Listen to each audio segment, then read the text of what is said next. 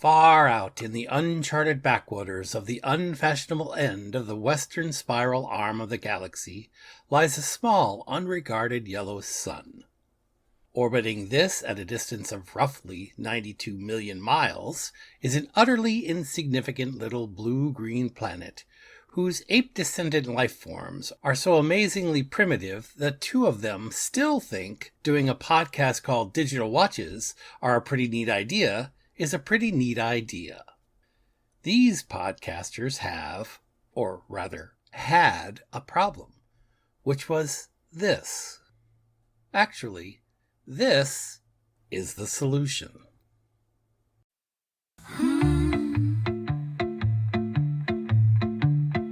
Two men, two amazingly primitive men,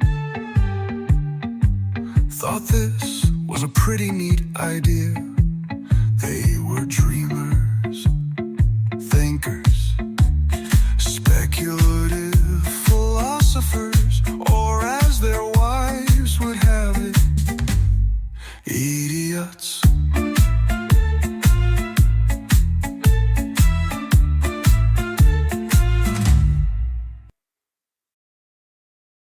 Hey, Bryan, what's this? Well, Jeff, this is the second half of our discussion of Starship Titanic, the book. Yes. Written by Terry Jones. Right. And you can still tell that I've got a little frog in my throat. It won't go away. Yeah, well, wasn't too bad last time. No, it sounded okay. We'll get through it. So I guess before we jump into the second half, let's not recap the entire first half, but just kind of say where we ended. Good. So Lucy and the journalist were kind of going at it when Lucy's boyfriend Dan walked into the room and got offended. But then, of course, he remembered that he had to go find the captain, so Dan ran out to the bridge. And as Lucy ran after him, the journalist called out that there is no captain on this ship. So that brings us to chapter 17. Mm-hmm. When Lucy and Dan arrived on the bridge, they discovered what the journalist yelled at them, that there was nobody on the bridge. The entire Captain's Bridge was a high-class amusement arcade designed specifically to keep the captain amused during the tedium of long intergalactic flights. Well, at least there's not a great big granite bathtub this time. No, but there is a jacuzzi. Yes. There was even a game that seemed to be based off the starship itself. What do you know? Meta, isn't it? Yes. The spacecraft was almost entirely automated and self-running. Titania made all the decisions and issued all the orders.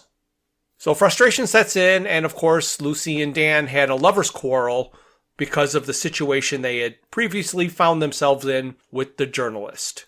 And after they settled things, they looked around to figure out if there was any way that they could fly the ship. They discovered that the game, based off the starship, was an actual display. It showed they were under attack. So the journalist arrives on the bridge and he explains that parts of Titania's Central Intelligence Core was missing and she was basically dead in space without it. The ship was surrounded and about to be attacked. They were asked to surrender, but did not know how. Right. And this gave me a couple of flashbacks to one, the Vogons announcing to Earth Right. that it was over, and them having no idea, and also Magrathea, who was going to launch missiles at them. Right. For their convenience. For their convenience, yes. Well, the Starship Titanic was attacked. They were being attacked by Yessikans. And this is kind of weird, yeah. But the Yessikans are the repair people, and they repair all the damage from an attack before they attack again. Because they can't stand to see broken things, I guess. That's right. That's right. So the journalist sent Dan into a VR world where he was totally absorbed so he and Lucy could have more alone time before the Yasikins boarded. Right. He tried to convince him that the Yasikins would be attacking on the data side, so Dan had to go into the data side and protect the ship that way. Yes, right. But that, in fact, was a lie. It was just so that Dan would have something over his head while the got busy. Yes. So, Chapter 18. The hammering and banging on the outside of the ship had stopped by the time Lucy and the journalist had struggled back into their clothes. Yeah, basically all that happened in this chapter is that Lucy and the journalist realized that the Yasikins have boarded the ship. They woke Dan up out of his virtual reality obsession, and they all ran to the crew room. Right. So, Chapter 19. Mm-hmm. So they were attacked. The Yasikins were a peace-loving, kindly race dedicated to craftsmanship and sober industry. Many of them, however, were also prone to blind, bloodlusting rage when confronted by certain things, such as sloppy workmanship or a disregard for fine handcrafting. Sound familiar, Brian? Yes, it does. Yes. I definitely had feelings that I had some Yasikin blood in me when I was listening to their description of the details of their craftsmanship. Yes. In the distant past, these rages had led to terrible destruction of life and property, and, since the moods went as quickly as they came, they had also led to unendurable remorse for many thousands of these otherwise benign and caring folk. The Yasikin scientists had therefore developed the Simulated Destruction Weapon, or SD gun. It gave the user the momentary impression of having wreaked the bloody revenge that his crazed fury craved without actually doing any damage. It always surprised and stunned the enemy, but that was all. Right. So that's kind of funny. Is there a similar thing in Hitchhikers some way? For some reason it was sounding familiar. Well, yeah, I mean the development of some weapons, but it wasn't like this, the SD gun. The point of view gun. Yes, that's probably what I'm thinking of, the point of view gun from the movie. Right. Yeah, the SD gun is light flashes and concusses the individuals, but in the mind of the person firing the gun, they see all kinds of blood and guts and destruction everywhere. Right. So the leader of the Yasikins, his name is Bullfass, he had the headset removed from Dan and was rounding up everyone else when he, and then this is where I was really starting to picture you, had just noticed the wretched finish on the mess tables. The Bloranthian furniture makers had used unseasoned Linton pine from North Bloranton. Could you imagine unseasoned Linton pine? That's just terrible. I know. And they put it on an inferior wood, too, which was going to warp badly after a couple of decades in use. Mm-hmm. Can you imagine? No, they hadn't even concealed the end grain with the house joints. I know. It's just incredible. In fact, when he looked closer, he could see the tendons were barely haunched, leaving scarcely enough timber at the top of the stile for wedging. Had these people never learned even the most rudimentary basics of the art of joinery? I love it. That was well written. There is something very, very good in this book, and that was the paragraph. Oh, my And gosh. had shades of the sandwich maker. It did. So suddenly, the door of the crew room opened, and a vision entered. Someone so compelling and so unutterably beautiful that Bullfass fell heavily and permanently in love. He lowered the SD gun and stared in childlike adoration. And he was staring at Nettie. Mm-hmm. She had just returned from the course of rejuvenation and had regained her youthful complexion. Yes. But her body had also returned to its former proportions. In fact, if anything, her waist was just a little bit thinner. Her breasts just a tiny bit firmer. The swell of her stomach just a tad more rounded. Okay. She looked more lovely than ever, for despite the fresh bloom of youth that had returned to her cheeks, her face had also suffused with the wisdom that comes of having lived for several million light years, and old Leavonis certainly knew what he was doing. You just put light years instead of just million years. Light years is a distance. Well, it says million light years. Oh, does it? Well, in the book it does. Okay. Yeah. How do you live for a distance? I don't know, but apparently she did. Okay. Well, you know what's funny, and this is really true. It's strange because, of course, we had that discussion when she fell into the black hole. She traveled millions of light years. Yes. And she lived for quite a long time, but it's really confusing. How do you, like you say, how do you live a light year? Right. And a couple of things since we're bringing that back up. One, the person who's traveling fast ages slower in every other science fiction novel I've ever read. Mm-hmm. Mm-hmm. Right? Yeah. Yeah. The people on the other side are moving more than the people inside of the black hole or inside of the... Right. So if you get on a starship that's faster than light and you aren't using the warp speed or any of these other cheats, but if you travel fast, you age slower than the people in reality. So by the time you get back to your planet, everybody you knew was really old and you've hardly aged. Correct. So it was opposite here. And I don't know why that happened. Yeah. And also this wisdom, the wisdom from living a light year or millions of light years, she lived it in a black box in my mind. Like, what wisdom did she gain? She had a lot of time to think, I guess. I don't know. Yes, she did.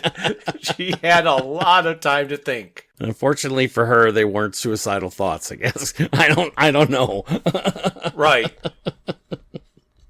Well, I guess it wasn't only the captain whose eye she caught. This is where everybody introduced themselves to her, didn't they? That's correct. Yep. Right after this, we have a list of names. So we talked about this in the last episode when we were recording. It got to this point where I could only imagine how these names were supposed to be pronounced. But you had told me that your version has Terry Jones, the author, reading off these names. Correct. So rather than us trying to read these names, we will just insert here Terry Jones reading all of these names. And I wish I could give you a printed copy of them too, so you could see what he is saying and what the name looks like on paper, because I don't want to say they look wrong, because they look perfect. Like, what he's saying perfectly matches what's written on the paper, but I don't know how his mouth and tongue work that way. Absolutely. I mean, they're fantastically written names. And these are Corporals Yarktak, Edimbop, Ragulaitin, Dezembo, Luntpaga, Forzap, Kakit, Zimwidi, Dutaprat, Kazintinka Rigipittle, Persian Hacken, Ruth Cleetop, Spangler Widden, Buke Hammerdorf, Bunsley Water, Brudel Hampton, Harsey Waddle, Unktimpota, Gol Hollywell, Dinsey Newt, Tiddleoff, Cosimiwit, One Crocodile, Urkel Hameldrat, Inchby Wiglet, Samuel Liftoff, Buke Willie Nudgett, he's a half-cousin by marriage of Buke Hammerdorf, Barnes Pute, Spig Halliwiller, Memsy Portim, Itkip, Harlaw Freighter, Pulligit, Beakle Mensdork, Apple Saftat, Buck Humster, Rintin Eaglebun, Bootintuck, Poodle Asvan, Sub Cretor Cattlebird. So the journalist interrupted the introductions to remind everybody about the bomb. And Nettie cleverly started the bomb counting up instead of down. So that was kind of funny. Do you remember how she did that? Yes. The bomb gets down to the number 2. And Nettie says, hello, do you remember me? And the bomb says, 1, said the bomb. And she says, how many 4s make 8? And the bomb's getting confused. Yeah. He says, no. She says, how many 4s make 8? And the bomb says, 2, said the bomb. And how many 2s are in 6? 3, said the bomb. And how many times does 3 go into 12? 4, said the bomb. It paused for a moment, then counted 5, 6, 7. And she's like, well, that'll take care of him for a little while. Oh, my goodness. It's funny because I think of this bomb, and of course we deal with the bomb throughout the entire rest of the story. Right. Because it continues to exist on the ship. And I still have to ask myself, they've given this bomb a form of sentience. And I don't know any sentient creature that would want to kill itself. Well, except maybe perhaps the cows at the restaurant at the end of the universe. Right. So again, no completely new concepts, just reworkings of old. Well, if you found it funny once, you may as well say it 6 times, right? Yes. So after the bomb was redirected, Nettie explained everything to Bullfass and told him they only want to get home, and he was delighted to help her. So chapter 20. So this starts out with Dan and the journalist locked in a cell, and the journalist fills in Dan on everything that is happening with the starship, but mostly about his tryst with Lucy. So Nettie is told by Captain Bullfass that the ship has a record of everywhere it has been, so getting home is easy. But he learns that the Central Intelligence Corps does not exist, which means it will be difficult. Bullfass interrogated the journalist for information about the Central Intelligence Corps. He gave it up easily. He didn't even have to ask him 3 times. Nope, not this time. He said Scraliantis and Brabastagon were on the ship the night before the launch.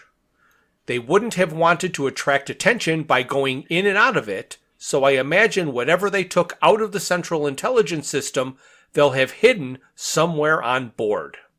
And this, from what I remember, is the objective of the game, is to walk around the ship and find the missing pieces and assemble them. Absolutely. So chapter 21. On their way back to Yasica, using Dead Reckoning, since the Intelligence Corps is missing, they are searching for the missing parts of Titania's brain, and even though they can see one behind the bar, they are having trouble getting past the barbot to get it. Do you remember that from the game? I do. Do you? I just remember that was it, and I kept wondering if they were going to have spoilers in this for the game, but from what I remember, the game points out the fact that there's a piece of Titania's brain behind the barbot. So you don't have to just discover it. It says, oh, look, there's a piece. And then the barbot doesn't let you get it. Right. When they arrive on the planet, Blorantian mercenaries are there. Preparing for battle, they turn off the SD feature and are going to use live ammunition. However, they wouldn't aim directly at the enemy, and also there'd be a lot of repair work to look forward to. Yes, they were excited about that part. Right. Nettie, Dan, Lucy, and the journalist were back under arrest and being led to the cells by 6 agitated Yasican guards. Gunfire erupted, and some Yasicans were killed, because they hesitated using real ammunition. Nettie and Dan picked up fallen weapons and shot at the Blorantians, who did not expect to be shot at for real, so they ran away. Run away! Run away! After that was over, Nettie remembered the bomb, talked to it, and asked it to count for her. It agreed and said that this would be for the last time. Then there is this discussion about moral codes and not firing at the enemy, and he reprimanded them for doing it. He said that their enemies fire at them because they have no moral code. He is going to apologize to the Blurantinians. And I want to know how there's any of them left, because if they are in these battles all the time and they refuse to shoot at people who will shoot them, then it should just be a slaughter every time. But maybe I guess it's because they're craftsmen of the highest degree, and apparently they work without pay, and they front all the materials at their own expense. At least until they bankrupt the planet, and then they have to act. Right. So Nettie, Dan, and a bomb disposal expert go to defuse the bomb.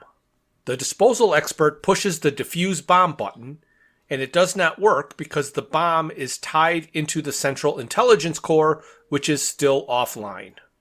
The bomb went into default mode.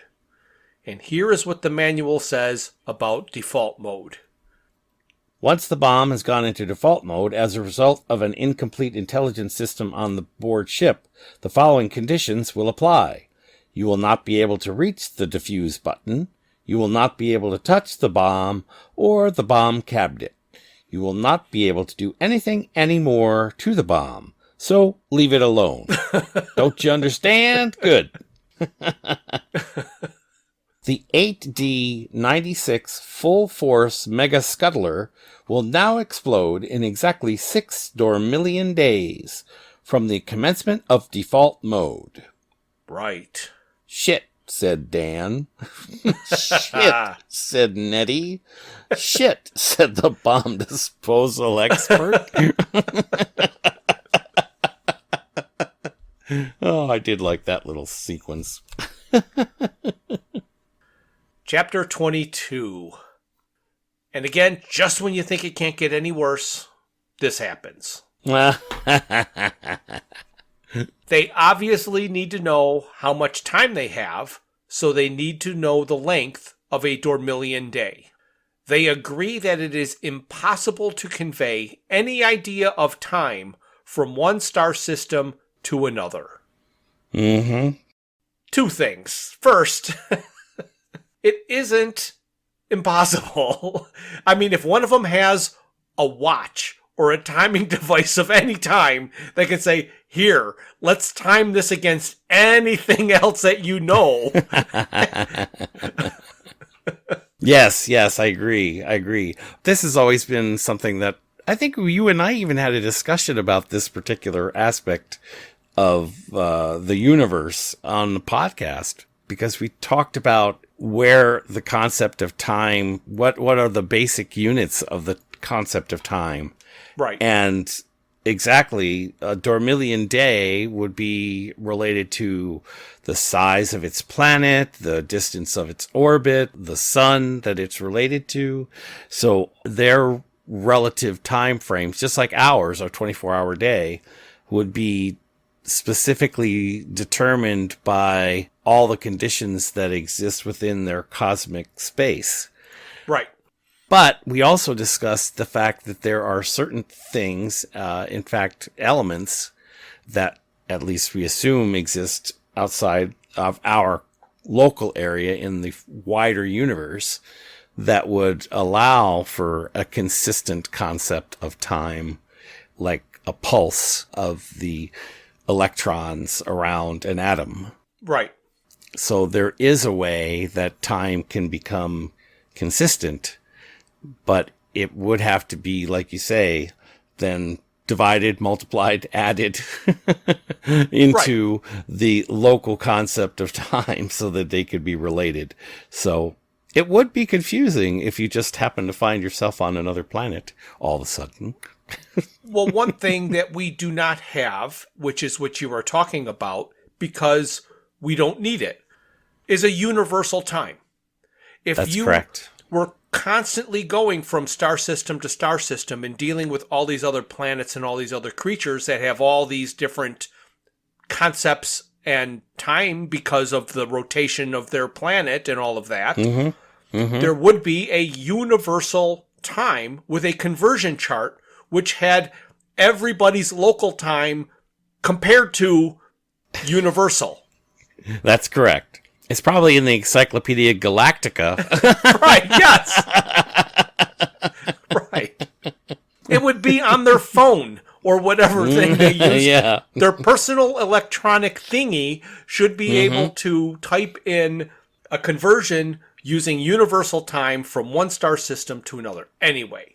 Correct. But they do make a point here a number of times about the fact that the folks in this story didn't even believe that people could live on Earth or in that section of the galaxy. So, even though they had French champagne. Yes, exactly. So there's definitely a disconnect here. But again, they play your favorite joke here once again. Yeah, do you want to talk about it, or do you want me just to No, read I what don't. I have? I don't have any note, but I knew you would probably mention it. Oh, yes. Oh, yeah. No worries, because Nettie figured it out. The book says, I won't tell you how she worked it out, but it was pretty clever. If you can't work it out for yourself, you'll have to write to the publishers of this book for a self-explanatory leaflet entitled How Nettie Worked Out the Length of a Dormillion Day. It's about 10 Earth days. Exactly. So, do these Dormillions sleep once every 10 of our days? Well, yeah, that's a good question. You know, That's when their darkness is, I guess. 5 days of dark, 5 days of light.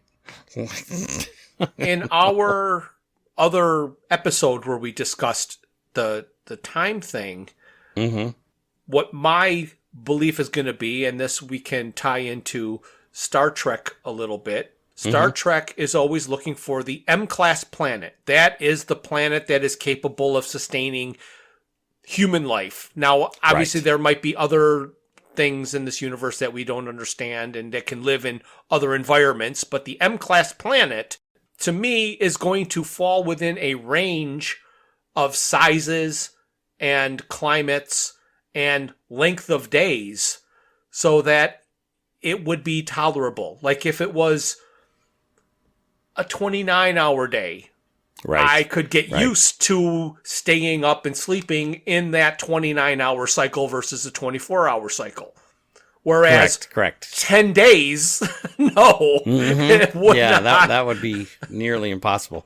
And well, more than impossible for us. But you're right. I mean, we refer to it, and even at this time, I'm sure things are changing now, but we refer to that as the Goldilocks zone. Right. You know, the just right zone. Yeah, I agree with you. That would be interesting. Because, of course, we can even imagine that there is life on a tidally locked planet in the narrow band between night and day if it falls within that same Goldilocks zone. But there again, they wouldn't have a night and a day. They would have a day side of their planet and a night side of their planet. So how would they adjust to, what would there be their sleeping cycle? What would be their time cycle? You know, they would be in a constant twilight. Right.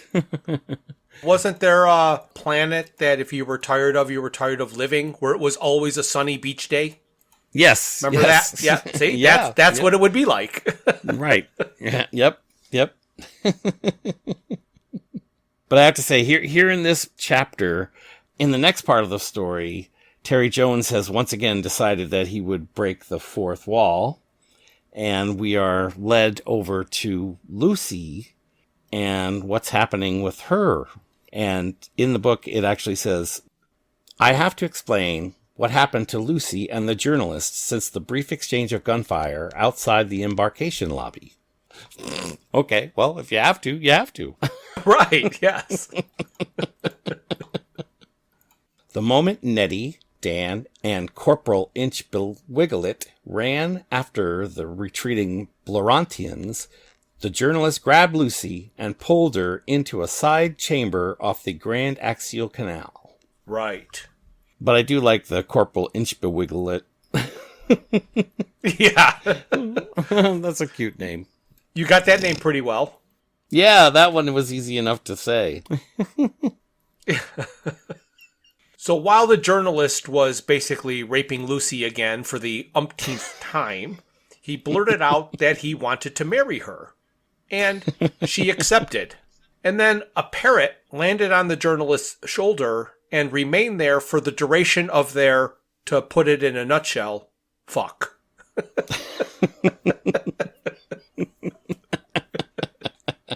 Oh my gosh. Thank you, Douglas. Yeah. If you didn't recognize that, that is a question that Douglas, breaking the fourth wall in So Long and Thanks for All the Fish, explained that he was always asked about Arthur. So the parrot kept blurting out, bloody genius, which led to the realization that Leavinus has the missing piece back on Earth. So it's during this scene that I had to remark, because my experience with this particular part of the chapter was probably quite different than yours. Yeah. Anyway, we hear the parrot yell out bloody genius, and the captain is interrogating the parrot, trying to determine what the parrot knows and if it can be of assistance in finding the parts that they're missing. So he's interrogating the parrot's responding back and forth, and then we have, well, I'll describe it as a love scene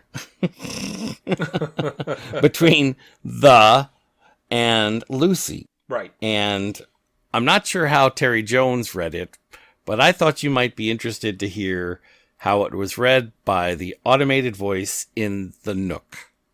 Oh, okay. So we'll listen to that here. She could see the future in those strange orange-colored eyes of his. You're crazy, she said. Oh, moaned the journalist, as he chewed her bra strap. Ah, said Lucy. Ha, murmured the journalist. Oh, replied Lucy. Ooh, he said. Oh, ooh, added Lucy. Ya, ha, asked the journalist. Confirmed Lucy. Asked the journalist again. Repeated Lucy. You, The journalist was almost lost for words at this point. But Lucy carried on the conversation. Oh, she said. He wondered how she could be so certain. She nodded. She was absolutely certain now. And at that moment the entire company from the captain's bridge burst into the side. So, after hearing that, I have to admit that's the least romantic sex scene Yeah. I have ever experienced in an audiobook. Yeah. Oh my gosh. Well, they've got AI coming and AI voices, so the readers might get a little better. Oh, I would hope so. Couldn't get worse. No, I don't think so. The Terry Jones version is exactly what you would expect the Terry Jones version to be. So I don't think we need to put that in here. No. All right. Chapter 23. They've landed on the planet Jessica, and they are now having a celebration party. However, Dan, Lucy, and Nettie are having their own pity party about not being able to get home. Right. And Nettie is now wearing a Yassican shift and comes up with an idea and runs off. Chapter 24. Nettie walked across the lawn and got numerous marriage proposals. When she put on the perfume she was just given, Dan turned into a sex-crazed half-wit. Nettie is looking for her handbag but cannot find it. One of the Yasikins brought it over to her, and she was appalled that he had it and was rummaging through it. Apparently on Yasika, it is traditional for the host to go through his guests' handbags and do little repairs and mending jobs on the contents. He also had the film in her camera developed, which is what she was looking for. How convenient that they even knew what it was. Yes, amazing, isn't it? So let's see. This is the superior craftsmen of advanced civilizations who travel star systems. Yes, yes. We are the lowly earthlings. Mm-hmm. We can barely get a roll of film developed now. But they knew what film was. Yes, absolutely. And could develop it. Mm-hmm, mm-hmm. So we have to look forward in the future is that all of our old technology is going to be viable again because they're going to have some sort of universal thing that will convert everything. So save all your VHS tapes, people.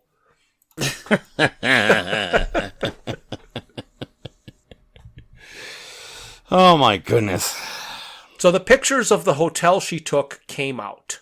The stars are visible and hopes are alive that they can triangulate the location of Earth from the photographs and the alignment of the stars.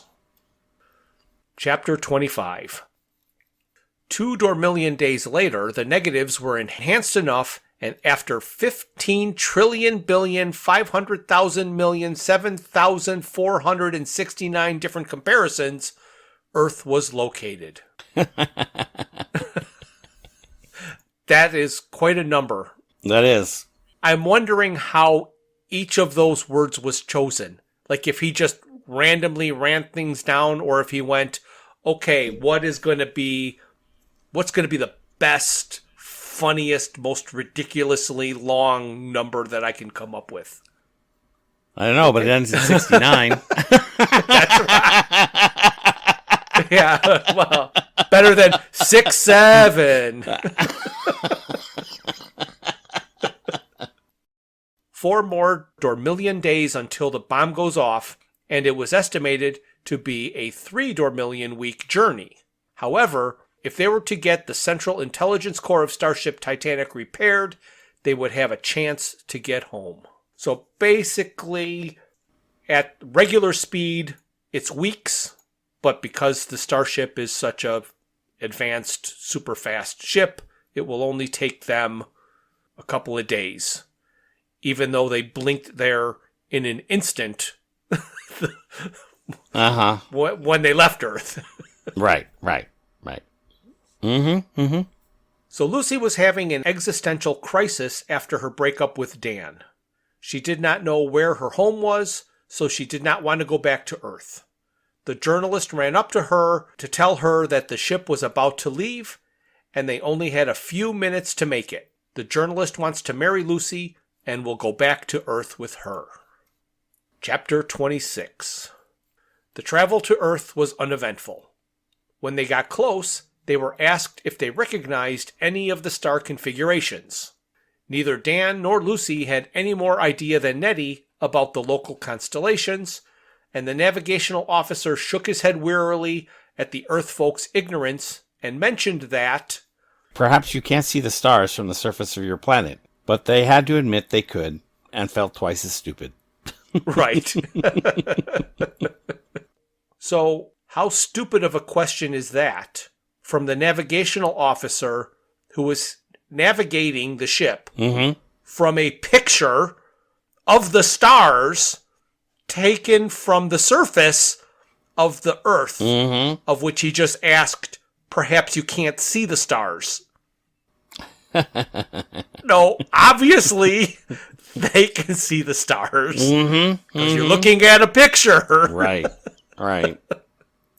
So once they found the sun, they were asked which planet was Earth. And for some unknown reason, they counted in from Pluto, forgetting Uranus instead of out from Mercury.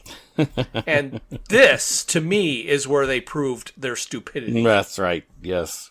So because they skipped a planet when they were counting, the planet they were about to land on was red because it was Mars. So then they just went to the next planet. Since they have to move the Starship Titanic to a safe distance and abandon it if the pieces of the brain are not assembled, they only have a half a day to locate the missing piece. Oh, my goodness. Chapter 27. Mm-hmm. On Earth, Leavinus was arrested and was without a translator. Since his language was not related to any of the Earth languages, they deemed it gobbledygook and suggested he ought to be with his family at home or else being cared for in an institution. The greatest genius the galaxy has ever known. When Leavinus came to on the ship, he did not realize how long he had been out and charged out of the ship thinking he was still on Bloranton. In a state of shock, Leavinus opened the door of a small vehicle he happened to find parked nearby and climbed in. The vehicle was, as it turned out, already occupied. He sat there without speaking and allowed the alien to drive him to the present building in which he found himself, and which he was increasingly convinced was not a hotel. After unintelligibly screaming for a lawyer, the cops agreed that he might be a harmless, confused old man, but as far as they were concerned, it looked better for the station log if he were an illegal immigrant. They'd score a few points with the Home Office if they could get him sent back to somewhere or other, maybe Chad or Zimbabwe or El Salvador. Chapter 28. As the small landing craft came down, there were cops surrounding the old hotel, and they had to take off again. More opportunities here for Lucy to scream, so I got to listen to that. Nettie suggested finding Nigel, since he was still at the hotel when the ship left. Maybe he knows something. So they split up. Dan and Lucy were dropped off near the hotel, and the journalist and Nettie go to find Nigel. And my guess is they split up that way because the journalist and Lucy wouldn't have got anything accomplished if they were sent off in a pair. No, not a thing. Nettie had the journalist fly the landing craft a foot off the ground, hoping the drivers in rush hour traffic would mistake it for a fancy car. They found themselves in a traffic jam. Nettie eventually gave in and said, "Take her up, nobody's watching." I mean, really? I mean, know. If you're in a traffic jam, yeah, the whole scene with the car and the spaceship and the traffic and all that kind of stuff was okay. Whatever. Yeah. It was social commentary in a way, and it was the one funny line that I did think was interesting is that, oh gosh, is it the pilot says that they had this kind of problem on their planet back before intelligent life? Something like that, yes. And they discovered that the best way to handle traffic was to make sure that you could get to where you wanted to go easily and quickly. Yeah, it was funny. The journalist was complaining that the average speed was just above stationary. Mm-hmm. And he was confused that the more people that wanted to use the route, the slower it went when it was the opposite where he came from. Right. Right. Now, I couldn't even imagine how that would be possible, but I guess it made sense to him. Yes. So anyway, sure enough, the journalist gunned the spaceship, and the spacecraft went up into the air and sped over the heads of the preceding traffic, and nobody seemed to notice. Again, I call bullshit. He set the craft down again in an open space on the other side of the jam, and the driver of the car that they landed in front of was contemplating his life and not paying attention, and then a sporty-looking car suddenly appeared in front of him. "Jesus!" he exclaimed. swerving involuntarily. I didn't even notice it overtaking. God, the speed some people drive at. The next time they came to a stop in traffic, they just flew right to Nigel's house. They didn't even bother following the roads. When Nettie arrived, Nigel was in bed, and this is currently topical. Okay. A girl who was actually 19 but looked younger. Things have and will always be the same. When Nigel told her the old man with the white beard was in the car, and he took him to the police station in Oxford, Nettie ran over to the bed and gave Nigel a kiss on the lips and one to the girl sitting astride him. Come on now. I mean, now you're just being silly for silly sake. Yes, yes. Chapter 29. Mm-hmm. While in jail, Leavinus came to some realizations on how much of a schmuck he had been. He realized that no one could hide behind the pretensions of creativity when people were actually suffering, maybe even dying because of it. He remembered the two cub reporters with their lovely smiles and alluring cleavages. Always comes back to cleavages. How he had felt so superior to them, how he'd believed deep down that no one was good enough for him. Now, the more he looked about himself in the solitude and misery of his jail cell, he felt he was not good enough for anyone else. The only thing he ever loved was Titania. But she is not real, was the reply that came as an answering echo as his thoughts bounced off the bare cell walls. When the journalist and Nettie arrived to see Leavinus, we learned that the simple transparent shift Nettie was wearing had a motif on the side which indicated that the wearer was unmarried and interested in proposals. So we finally learned that all of those people proposing to her were responding to her clothing. It took us 5 chapters to learn that, by the way. Not just her clothing, but the motif on her clothing that basically said, I'm not wearing a see-through dress for nothing. You know, you got to see what you're buying.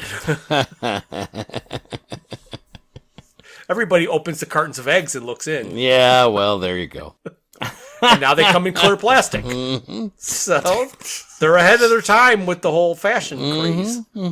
Maybe we'll catch up. Yeah, maybe. Nettie and the journalist are trying to find out what Leavinus did with the piece of Titania's brain. When they asked him what he had done with it, he told them he threw it away. They asked him where he threw it. So the expensive perfume Nettie was wearing started having an effect on Leavinus, and he said, "What does it matter?" Then he started blabbering. The journalist, who had been with Nettie for a while in a closed car, noticed what was happening to Leavinus and realized the scent that Nettie was wearing and then started babbling himself. Again, really? Well, it does say... Right, or is it the knowledge? Well, right. But it does say that she put the cologne on when she got to the police station. So it wasn't like she had been wearing it the whole time. She only put it on just to say... Yeah, she put a little dab on herself when she got to the station, you know. So I missed that part because I could not figure out how he could have possibly been in this closed car with her for so long. And then only now realizing what she was wearing. Right. So it makes sense that she put it on just before the cell was open. Right. So Nettie got frustrated and left the room. And then the effects started to wear off Leavinus, and he was able to tell the journalist that he threw the piece of Titania's brain in the corner over there. Like, come on. So Nettie came back with some bad news. Her watch was wrong, and it was already midday. The Starship Titanic would already be on its way to its graveyard in space. Chapter 30. Lucy and Dan had no luck in their search, so ended up back at the hotel where they were staying. They both had a mutual realization that their relationship was over when the journalist, Nettie, and Leavinus arrived. It was now about 2:30, way beyond the deadline. Nettie wanted to go where the ship was in orbit, just in case. So here was an interesting and very true observation.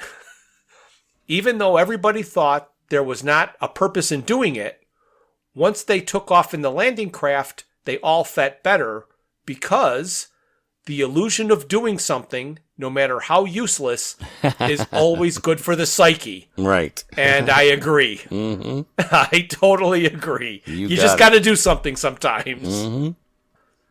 However, they were all ecstatic to discover the ship was still there. Nettie realized first that when Captain Bullfast said that they had half a day, he was talking about Dormillion days, and they still got 20 minutes to go. So now this has turned into Around the World in 80 Days. Right. Across the timeline. Yeah. Leavinus replaced the piece of Titania's brain, and she came back to life. And, like the book states, that, really, is the end of the story. However, it does go on. Lucy and the journalist stayed aboard as the proprietors of the Starship Titanic Hotel. I'm not sure why it will remain stationary and not remain a cruise ship, but maybe they just call it a hotel even though it's flying in space. I guess. Yeah. However it operated, Mm-hmm. Yeah, exactly. it put the Yasakan economy back on its feet in the first year of operation. You know, to answer your question, I think the idea there was they took it back to Yasaka. The Starship was unfinished. So it would probably have taken them years and years and years to put it back in the state that Yasakans would be comfortable of making it into a actual cruise liner again, you know? Okay. So they Right. probably just... Because all the work was done by the unmarried teenage mothers. Right, exactly. So they're probably redoing all the work. So it's probably constantly being worked on, but stationary there in Yasaka as a hotel. Be my guess. Right. But isn't it funny? This last part, it just like slam, slam, slam. It just gives you all the answers in 2 pages. Yes, yes. And so here is the next piece that confused me a little bit. It's put in, obviously, for a joke, but I can't figure this out. So the Yasakans returned to their peaceful, prosperous way of life and craftsmanship and celebrated the Starship with a full-scale statue in superb detail inside and out in the main square of Yasaka. They built a second one? Yeah, apparently. So they have a hotel next to a statue of the hotel, which is full size and fully ornamented inside and out. Yes, yes. Who's the proprietor of that hotel? I don't know. Or can't you stay in the statue? Oh, no. Well, that's just a statue. So it's a static. Of, Yes. Right. Nobody lives there, you know. Just go in there and look. Lucy and the journalist were married with elaborate ceremonies both here on Earth and on Bloranton. He wrote up his story and it became the scoop of the century and made him so much money that he was able to give up journalism entirely and devote himself to more useful things. Being no longer a journalist, of course, also meant that he was able to tell Lucy his true name, which turned out to be Tittlepuss. So she called him Tittles, and that suited Lucy just fine. But he would never tell her what Lucy meant in Blorantinian. So he couldn't come up with anything. No. There was no word or punchline that he could give that was going to be sufficient, so he bailed. Right. Leavinus regained a certain amount of his old self-confidence, but friends and admirers found him humbler and more sensitive to the needs of others. Perhaps it was Titania's influence. Perhaps it was the fact that his eyebrows had grown back. Nettie herself couldn't believe her luck when Lucy went off and married the journalist. She immediately felt free to propose to Dan, and he couldn't believe his luck either. The two of them became not only lovers, but best friends. Ow, I just hurt myself rolling my eyes.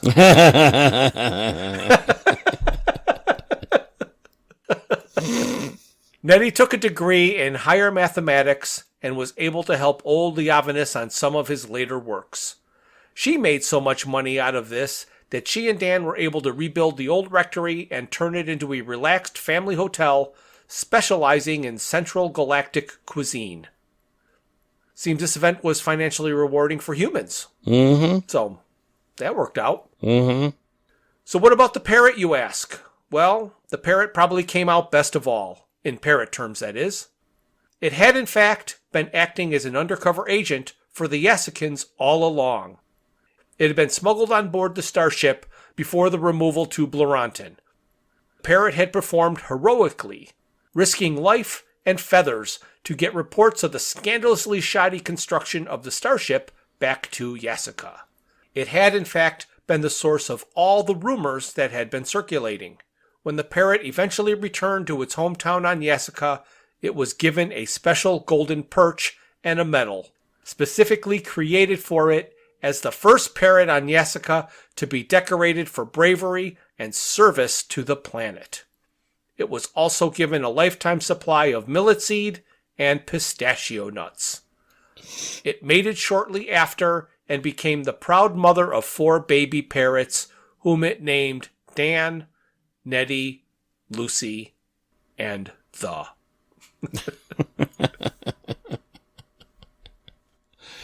Oh my goodness, we finally made it to the end, Jeff. Finally made it to the end. Yes, finally. Mm-hmm. Finally made it to the end. Right. So all in all, how would you rate this book? As something that should be read by fans or shouldn't be read by fans or... Well, that's a really good question, and I think it deserves a little bit longer answer than yes or no. Okay.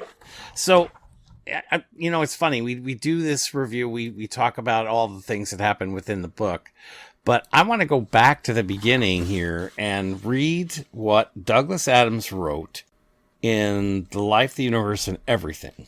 Okay? Okay. All right, so here we go. Many speak of the legendary and gigantic Starship Titanic as a majestic and luxurious cruise liner, launched from the great shipbuilding asteroid complexes of Artifactival, some hundreds of years ago now, and with good reason. It was sensationally beautiful, staggeringly huge, and more pleasantly equipped than any ship in what now remains of history. See page 113 on the campaign for real time. Right. But it had the misfortune to be built in the very earliest days of improbability physics, long before this difficult and cursed branch of knowledge was fully or at all understood. The designers and engineers decided, in their innocence, to build a prototype improbability field into it, which was meant, supposedly, to ensure that it was infinitely improbable that anything would ever go wrong with any pan of the ship.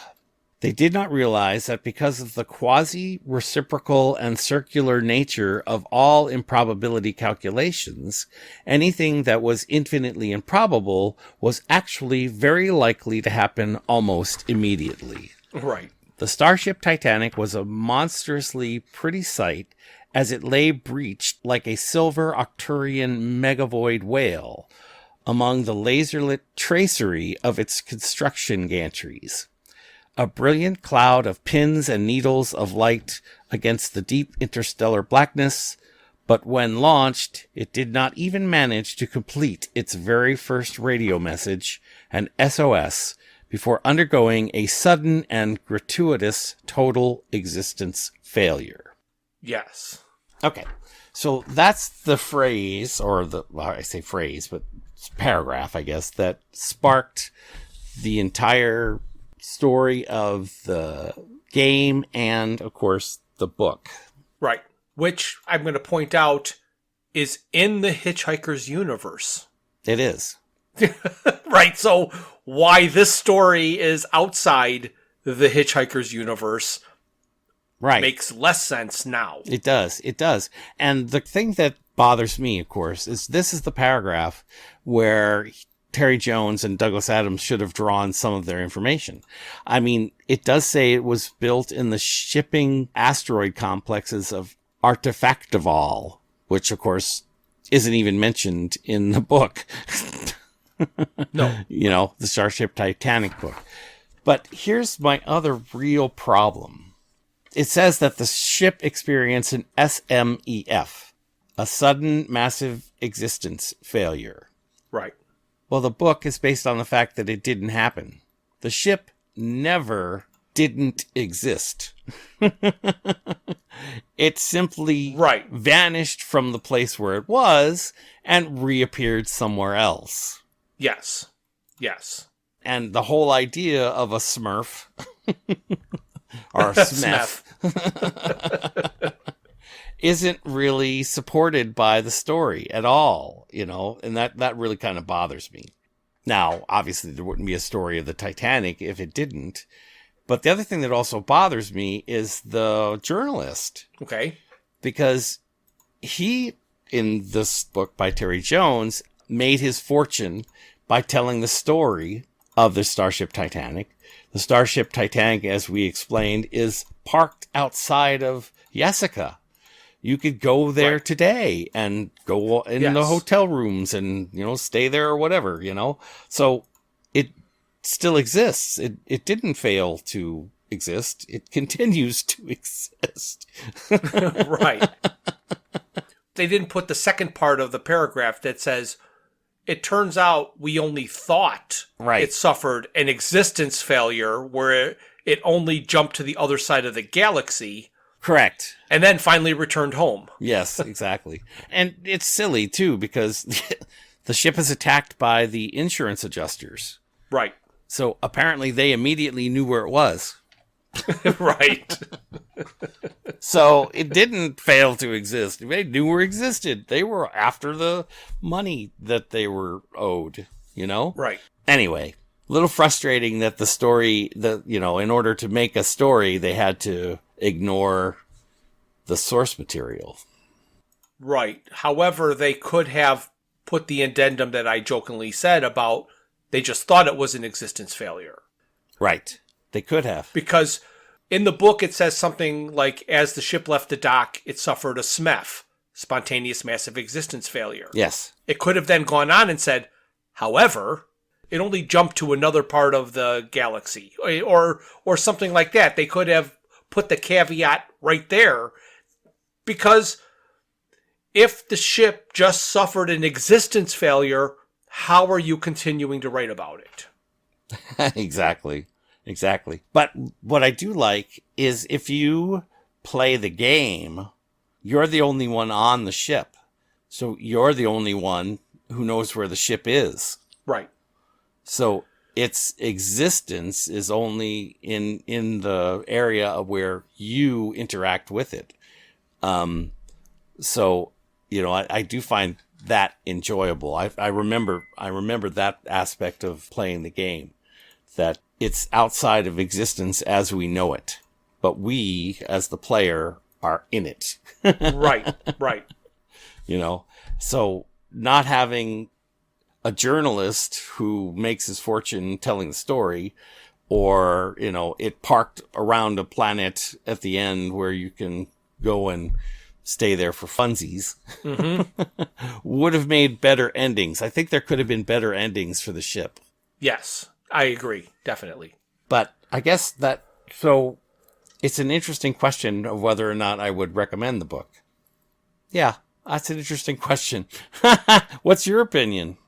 We were talking before about possible subjects to tackle, and one of them was going to be about, would you rather have expansions on properties you like, even if you're disappointed with them, or nothing ever and let them be and just do reruns? So, right. This is an expansion. Even though it's not in the universe, this is an expansion of Hitchhikers, and it is a Douglas work written by Terry Jones. And being friends, there's no way he could say, oh my God, Terry, what the hell did you just write? Yeah, he does nicely say, this is nothing I would have written. Right. And it's funny because as I'm sitting here, I'm thinking to myself, yeah, there could have been another caveat written at the beginning of this book saying something like, meanwhile, in the universe next door. Right. So it could have been, it could have disappeared from this universe and shown up in another universe, parallel, similar, but a different universe, So I do like that idea. And to make myself happy, I'm going to live with it. Yes. So I err on the side of experience as much of properties and stuff that you like, regardless of the outcome. But don't be offended by them or say they never should have happened. Right. Be happy somebody tried. Exactly. And I agree with that. I mean, and that I wouldn't call myself an apologist, but that I would allow a great deal of latitude when it comes to certain shows and certain franchises for their existence and their expansion or contraction or whatever. So in that respect, I did enjoy reading the book. But to be honest, I probably would have enjoyed it more if I could have read it for pleasure rather than for the podcast. Right. Because that gives it a different flavor. We're here to understand and dissect, Yes, there's a big difference between just reading something and letting it wash over you versus reading something and scrutinizing every word. So yeah, digging deep into it. Right. And just as another aside here, I do want to mention that it's interesting because the journalist represents his relationship to Lucy as being unique because of all of these cultural differences. But it's funny, we didn't bring it up when we were discussing it earlier, but every one of the cultural differences that the journalist brings up are the actual cultural facts of human existence. Right. Yes. He says, if I were to make love to someone else's girlfriend, they'd get upset about it in my culture. Right. And you're like, yes. No shit, Sherlock. Yeah. You guys are amazing. You can just have sex whenever you want.